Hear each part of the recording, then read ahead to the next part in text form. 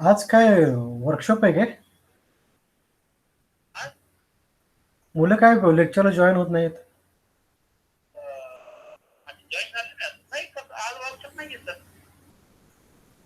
Student काउन्सिलचं काय?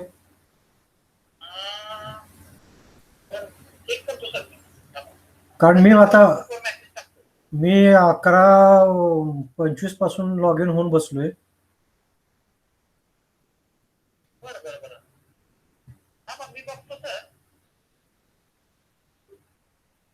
ज्या व्यक्तीस आपण कॉल केलेला आहे ती सध्या इतर कोणाशी बोलत आहे.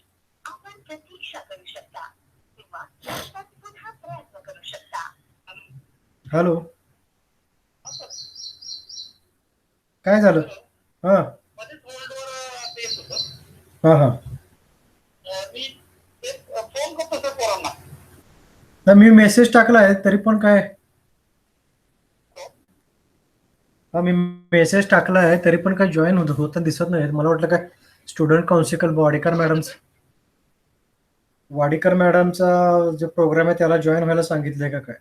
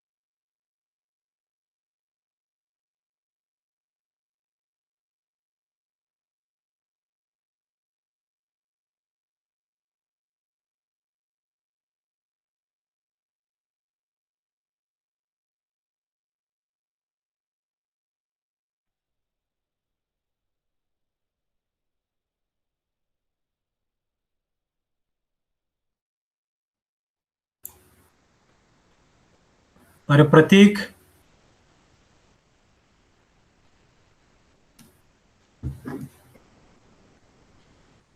प्रतीक, हा सर बोला. अरे कुठे आहेत मुलं काय? हा बोलवतो. किती वाजले रे आता?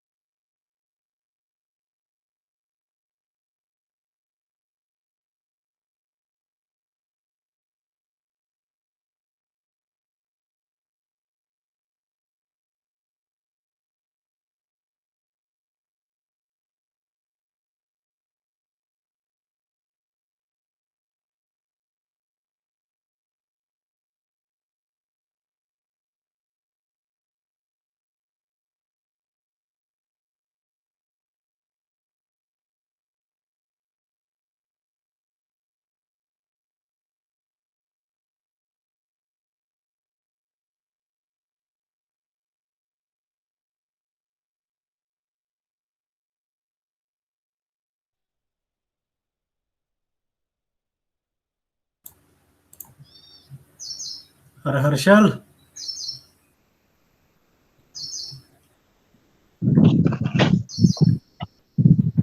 हर्षल, हा बोल.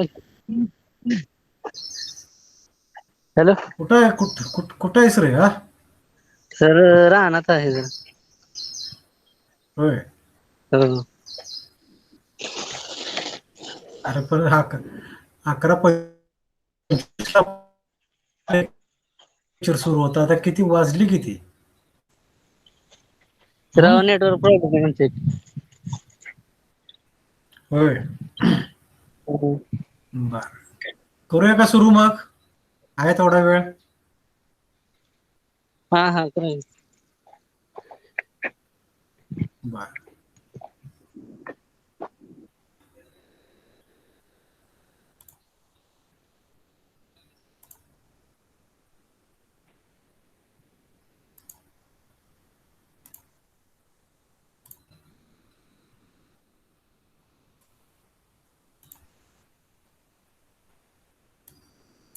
Okay. Can you see the slide? Slide दिसते का? हॅलो, स्लाइड दिसते का?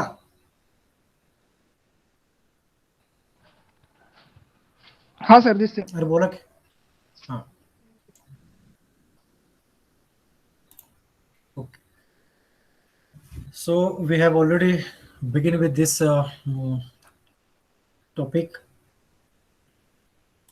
Actually, for your information, let me tell you that this is the paper number 7 that we are dealing with marine ecology and fisheries.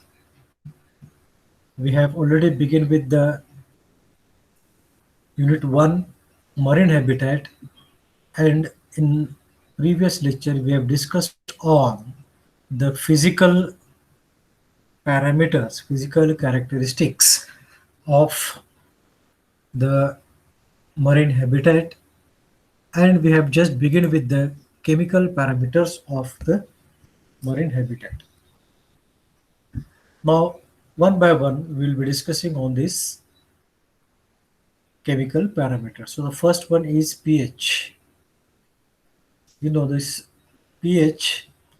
First of all, it was introduced by Sorensen, a Danish chemist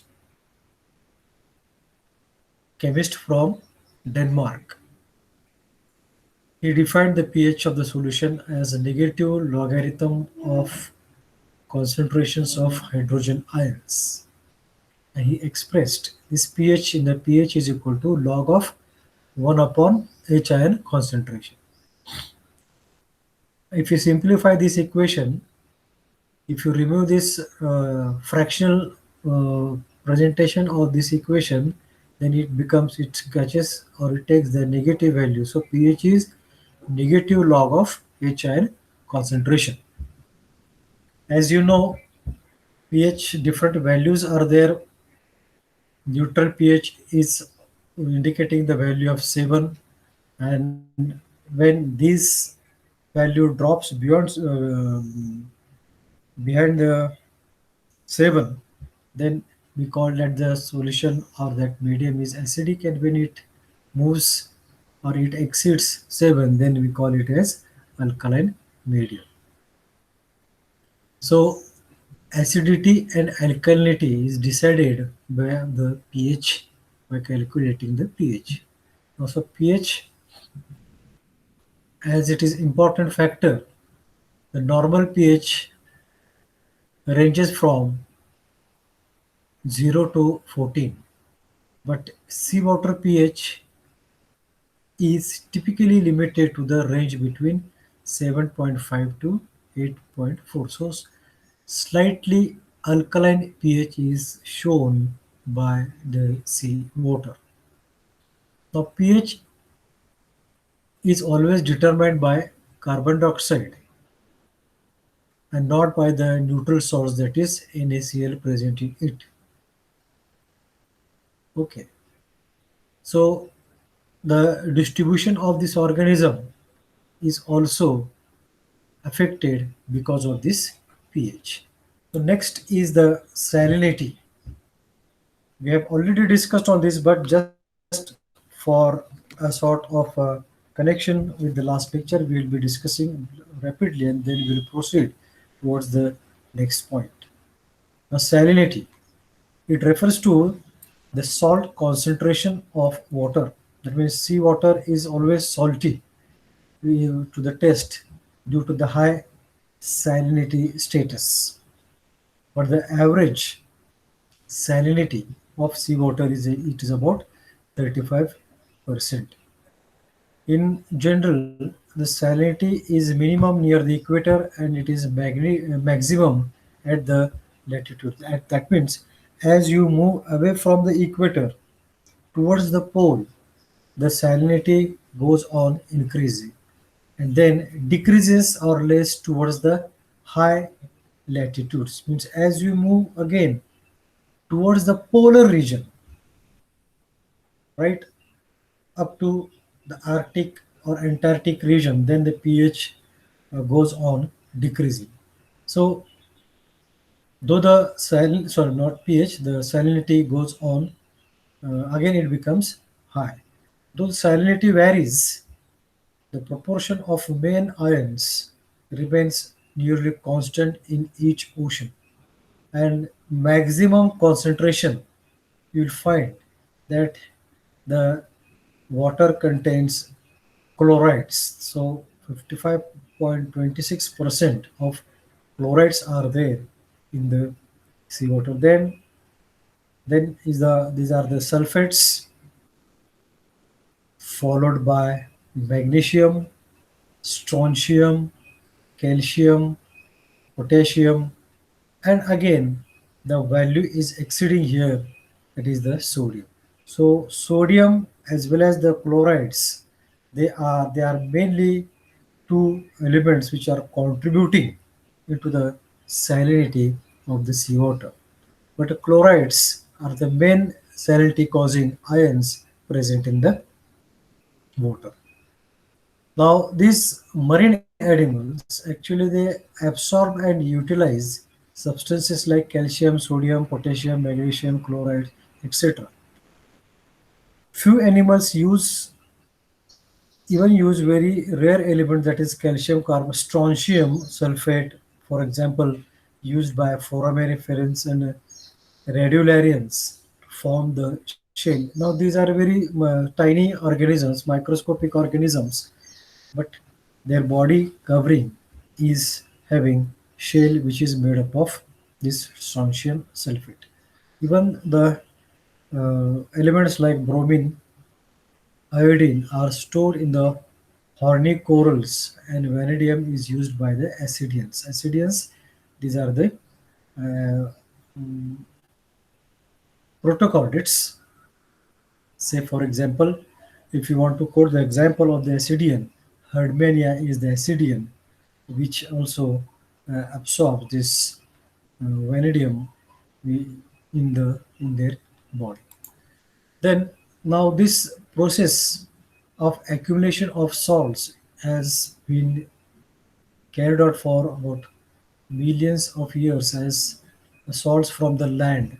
They are brought by the river and becomes highly saline due to the deposition of 3 into 10 to the 12 kg of dissolved solids per year. So such a huge amount of salts, dissolved solids, they are deposited in the oceans. Thus, they are responsible for causing the salinity, on an average salinity of the ocean, about 35%.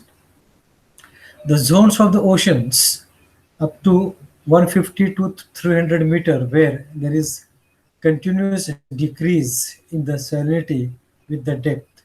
Now this belt is called as halocline. Up to 150 to 300 meters, this where there is continuous decrease in the salinity, and this belt of the ocean is called as halocline. Below this depth, salinity remains practically constant as per the tolerance capacity. Now, On the basis of the tolerating capacity of the salinity of water, the organisms are grouped in two forms. These organisms are stenohaline. They are able to tolerate narrow range of salinity. So animals of oceans that to open water. Now, which part of the marine habitat is called as ocean, which is the neritic part, which pelagic part, open ocean, open water body that we are going to study while studying the classification of the marine habitat. So open water regions where the salinity range is very narrow. Urea. Now, these are the organisms which they can tolerate wide range of the salinity, and these animals of the coastal waters and estuaries, they are able to tolerate the great fluctuations in the salinity because whatever fresh water in the form of sea brooklets are all they are joining the sea, and a lot of load of the dissolved solid is brought along with that. So the organisms residing in the coastal waters as well as in the estuaries, they can tolerate wide range of the salinity, so they are categorized as euryhaline organisms. So here are some of the pictures of the organisms that they how they appear. Mytilus is there, Amiga sagitta is there. All these are they are considered as a planktons. This is an annelid, this is a mollusk, this is belongs to the minor phyla. So these are the organisms. Now, another important characteristics, chemical characteristics or the property is they are in the form of gases. The major gases they are in the form of oxygen, carbon dioxide, nitrogen, and other noble gases such as helium, neon, radon. These are the inert gases, are the chief gases of the ocean. But even though they are the inert gases, they also play an important role in they influence the life of the marine organisms. Now, the main three gases that we are going to discuss, of which the very first one is the oxygen. Now, the concentration of this oxygen in marine water is less than that of the atmosphere. Naturally, in the terrestrial habitat, you will find the concentration of the atmospheric oxygen is more as compared to the marine or as compared to the aquatic habitat, that is the marine habitat that we are discussing here. Now, the chief source of oxygen in water is the dissolved oxygen. Now, this dissolved oxygen is actually absorbed from the air. That is one of the source directly. The absorption of the oxygen from the air, that is one of the source. But the second source and main source here is the oxygen is released during the process of photosynthesis by the aquatic plants in the photic zone of the sea. While studying the physical parameters of the marine habitat, we have considered as light as one of the important physical factor parameter which influences the distribution as well as the life of the organism. So up to the zone where the penetration of the light takes place, or on the basis of the penetration of light, the three different zones are exhibited in the aquatic habitat, that is euphotic, dysphotic, and the aphotic zone. So here in the photic zone, where the penetration of light is possible, and only in that part you will find the aquatic vegetation, aquatic plants are there, and these aquatic plants they are directly receiving the solar radiations from the sunlight, and they are capable of undergoing the process of photosynthesis. And you know, the ultimate product of the photosynthesis is in the form of carbohydrates and the oxygen is released. So the solubility of this oxygen in the water, marine water, is influenced by temperature, salinity of the water, as well as by by the pressure. As you know that pressure, as you go deeper and deeper below water, you will find the pressure goes on increasing. So this pressure also plays a role in the solubility of the oxygen. Now, most important factor which influences the solubility of the oxygen is the temperature. If the temperature of water is low, then the concentration is more. See, means temperature is inversely proportional. In other words, you can say inversely proportional to the solubility of the oxygen. So when the temperature is low, the concentration of oxygen is more, and when the temperature is high, the concentration of the dissolved oxygen goes on decreasing. So the dissolved oxygen is distributed in water by the water currents. Now see, if one ample amount of dissolved oxygen, if it is present at one area in the seawater, but this ample amount of dissolved oxygen may be carried to the area in the water which is deficient of the oxygen, and this role is done by the water currents. So water currents are also influencing not only in the distribution of the dissolved oxygen, but this also plays a role in the distribution of organism as well as in the distribution of the food material also. The oxygen concentration is reduced by the decomposition process naturally, because the oxygen is utilized during the process of decomposition. So as well as when polluted water is added to the seawater, then this polluted water is also responsible for the decrease in the dissolved oxygen. Now the animals show adaptation to get sufficient oxygen from the water. Say, for example, mackerel pumps water on the gills continuously. Copepods, they migrate to other region. Some fishes get adapted to live at low oxygen concentration, where O2 value ranges from 0 to uh, 8 ml per liter. So the organisms are also distributed according to the level of the dissolved oxygen present in the water body. Next, carbon dioxide. Now, it is required for photosynthesis. Carbon dioxide is very much essential for the process of photosynthesis, because in presence of chlorophyll, in presence of light and carbon dioxide, these autotrophs, they are able to undergo the process of photosynthesis, and the carbohydrates and the oxygen is the ultimate product of the process of photosynthesis. So it is also readily, means carbon dioxide is also readily soluble in water.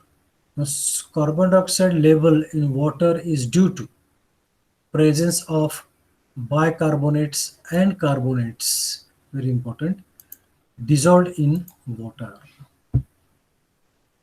Seawater at salinity level of 35% contains about 44 cc of carbon dioxide, 47 cc of carbon dioxide per liter is the concentration of the carbon dioxide in the seawater. The ocean is the great reservoir of world CO2. Whatever CO2 is required, but that CO2 is already present in the oceans. The oceans contains about 130 trillion tons of CO2. See, it means see how much CO2 CO2 is available in the oceans, of which only small fraction is dissolved in sea and the rest of being in the form of limestones and lime sediments. So it gets converted into limestones and lime sediments and it is deposited at the bottom of the sea. So addition or removal of the CO2 will affect the pH condition of the water medium. Now, as we have discussed while discussing the pH, it is the carbon dioxide level that decides the pH and not the salts which are in it. So during daytime, here photosynthesis is more, so more CO2 is used.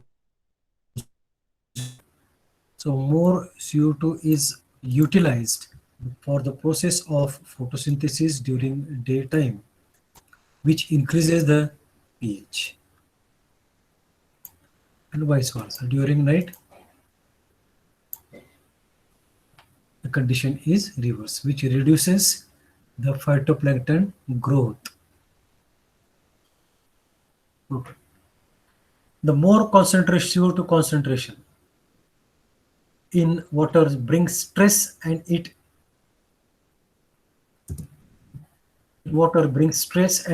enhances respiratory activity of aquatic organisms. Naturally, if the concentration of CO2 is more, then it interferes in the process of respiration.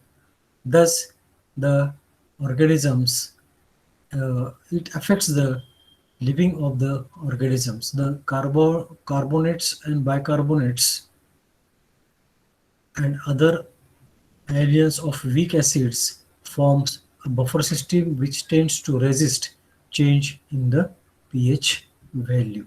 So even though the fluctuation occurs, these carbonates and bicarbonates, they play a role in presence of the weak acids to maintain the changes that are taking place in the pH value of the marine water. Then this buffer capacity of water is determined by these anions and is directly related to the alkalinity, means presence of hydroxyl ions present in the water. It is related to seawater is relatively high buffered medium, that is buffer can automatically adjust the pH value of the medium. So this is how the carbon dioxide plays role or it influences the life of the organisms present in the water. And major role of the nitrogen is that this nitrogen which is present in the water body, it helps in the synthesis of the complex protein molecule. So thus we have finished with the chemical properties, chemical parameters of the marine, and now we'll switch on towards the next. I will stop this slide and I will present another slide which will deal with the presence or which is related to the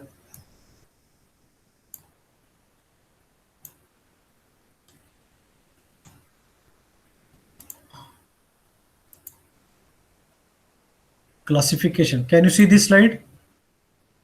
Yes. Yes, sir. Okay.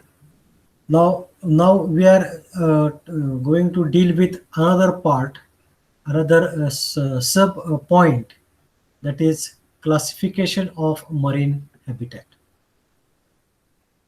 Now, as we have already discussed that this marine habitat is the largest one in the biosphere and it covers about 75% of the Earth's surface. And India has a coastal line about 8,120 kilometers with the average depth of 4,000 meters.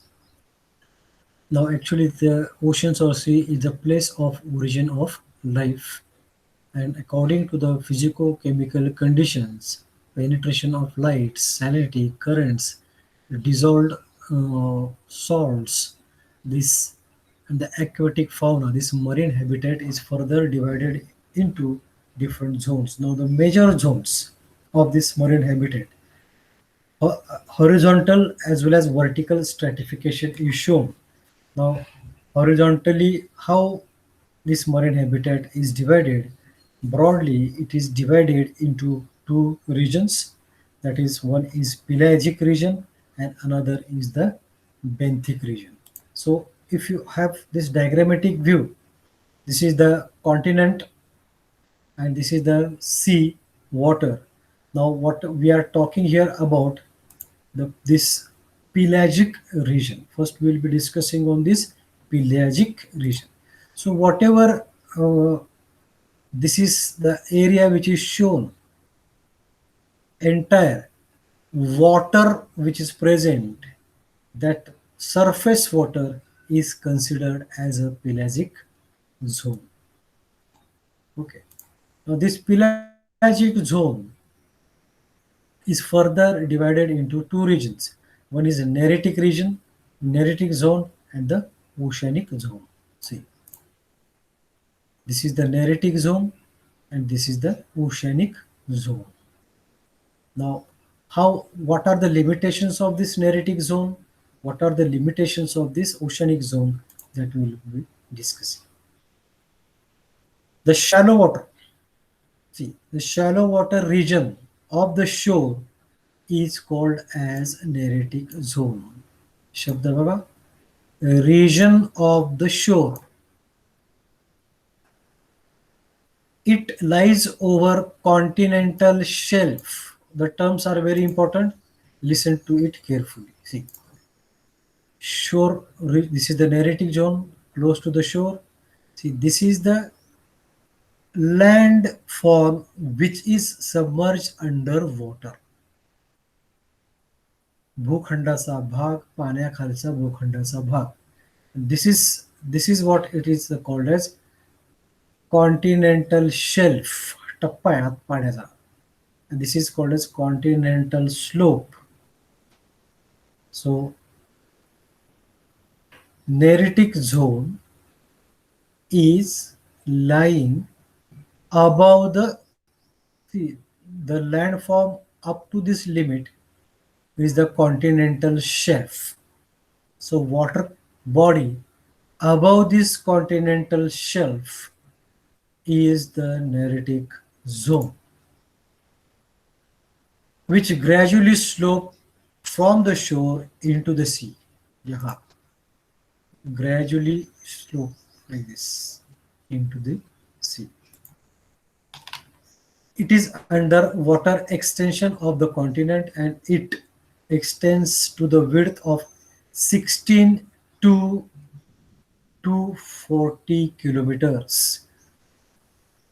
हे जे distance आहे 240 kilometres पर्यंत त्याचं limit. काही ठिकाणी 16. So it depends up to how much part of the continent is submerged under water at the depth of 200 meters. As this zone is connected with the land, it is much influenced by the factors of terrestrial environment. This connected with the land, it is much influenced by the factor of the terrestrial environment, because whatever wave activities are there, whatever you can say reefs they are joining the sea, all this is the part which is influenced or they join the Neritic zone. The next part of the pelagic zone, we are talking about the pelagic zone, is the oceanic zone. So this is the from this continental shelf to the open sea. All this we call it as oceanic zone. It refers to the open sea beyond the continental shelf. Hello? The entire water body beyond the depth of 200 meter constitute oceanic zone. It lies in the continental slope. म्हणजे कुठला भाग आहे? हा जो भाग आहे हा continental slope or in this diagrammatic view also you can see this is the continental shelf, this is the continental slope, and this is the oceanic zone. You can see which is a steep slope.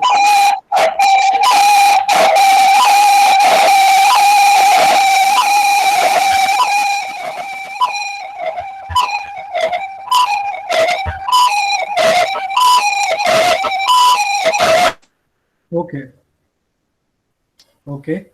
We'll stop here because Bhante madam has already entered and she is waiting for you to engage the class, the next lecture. Okay, so we'll stop here. I am stopping sharing my screen and you may join the next class. We'll stop here.